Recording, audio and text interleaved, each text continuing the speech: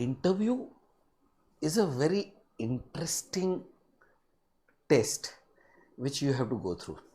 Actually, if you see the world over, interview is a test which is recognized by almost every company. In government, in private, everywhere, a personal interview is almost a must for any good post. Why? What's so great about this interview, which you cannot check in any other manner? In interview, since the method is conversation, there is no time for the candidate to organize his thoughts. And by creating a little pressure, the interviewing officer can actually see how the mind of the candidate works under pressure and actually how he communicates his ideas. An interview actually starts the minute the candidate is seen by the interviewing officer. His gestures, mannerism, dressing up, height, health, smiles, the way he moves in, his body language, everything actually gives an indication to the interviewing officer whether the candidate is suitable or not. The candidate enters, he is made to sit down, and initially some questions are asked in a manner that an environment of trust and belief is created. Some conversation questions: how was your journey? How are you finding the test so far? Tell me something about yourself.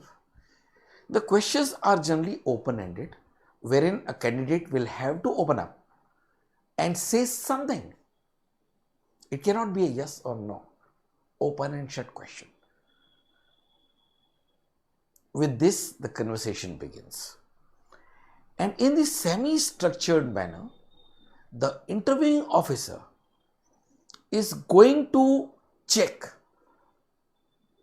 how you respond to any particular set of questions.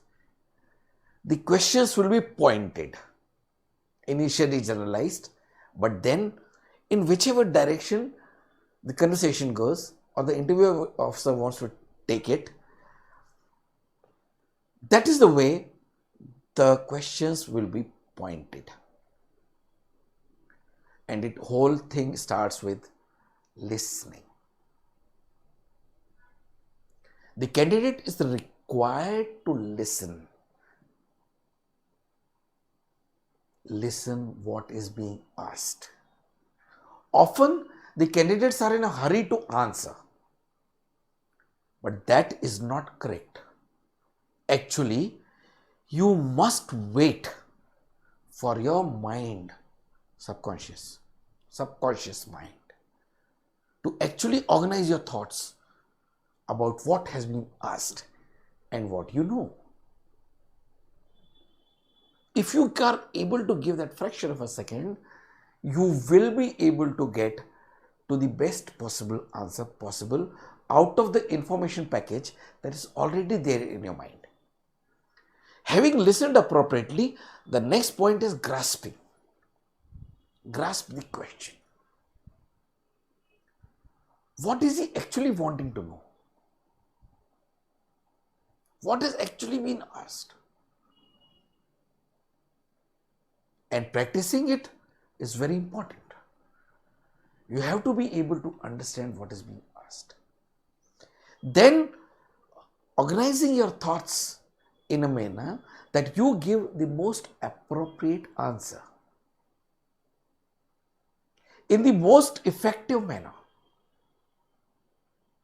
Remember, here while communicating, while giving your answer, the verbal part is just about 7%. 93% of your confidence and communication.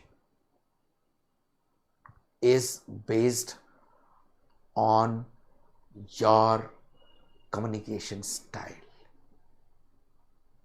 non-verbal, gestures, mannerisms, body language, eye contact, smooth flow, modulations, liveliness. If you are able to get all these things organized in a proper format, maybe a little bit of introduction, maybe explanation and grasp of the question, maybe few points in the main body, maybe a small conclusion, introduction, main body, conclusion. On a biggish question, you must be able to organize your thoughts. And on some of the questions, you have to be very crisp. The candidates have prepared a lot, they know a lot, and therefore they tend to become verbose. Since they have not listened properly and probably not even grasped the question appropriately, they tend to beat around the bush. And when that happens,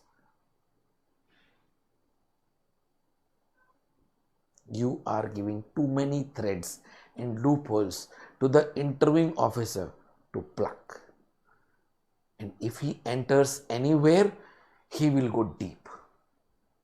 So best technique is to be very crisp and to the point.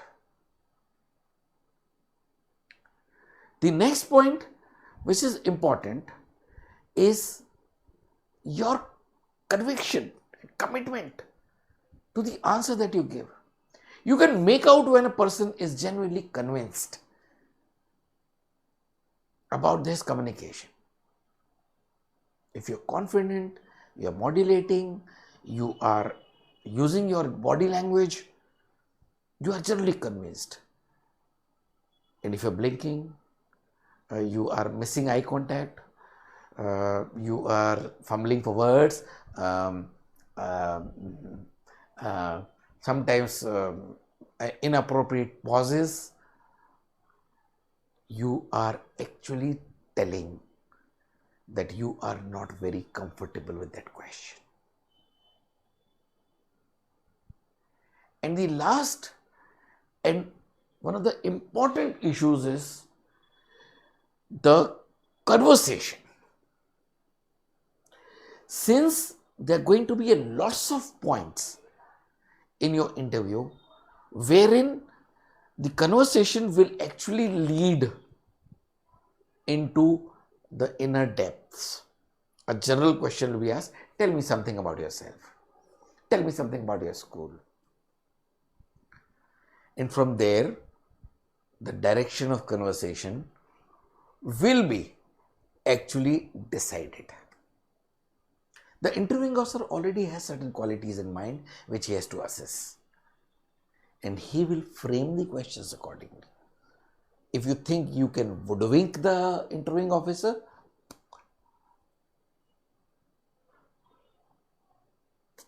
no, very difficult.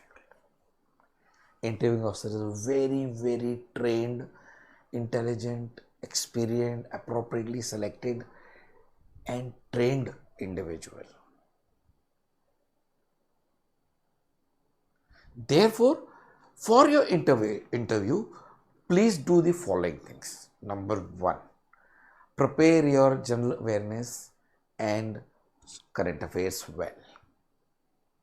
Whatever you have written in the PIQ form, please go word by word about everything, every word that you have written in ink. Please see some mock interviews and see how the conversations are started and how they are taken deep onto any particular aspect. Practice grasping and listening. Practice framing and organizing your thoughts appropriately. Practice body language. Practice conversation.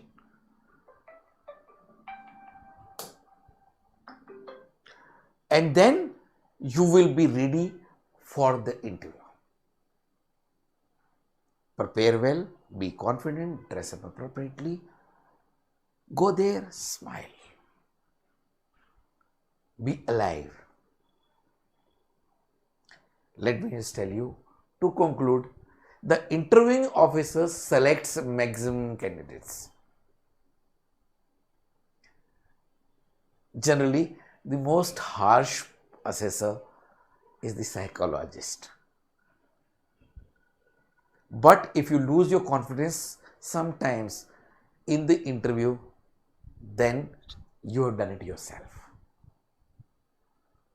And the last thing, let me tell you, after a SSB interview, you will be ashamed in case you are not able to answer any question, because the question will be such that you will say, यार ये भी नहीं आता, ये भी नहीं बता पाया मैं. Therefore, practice listening, practice understanding what has been asked, and communicating it orally, verbally, and non-verbally. Thank you.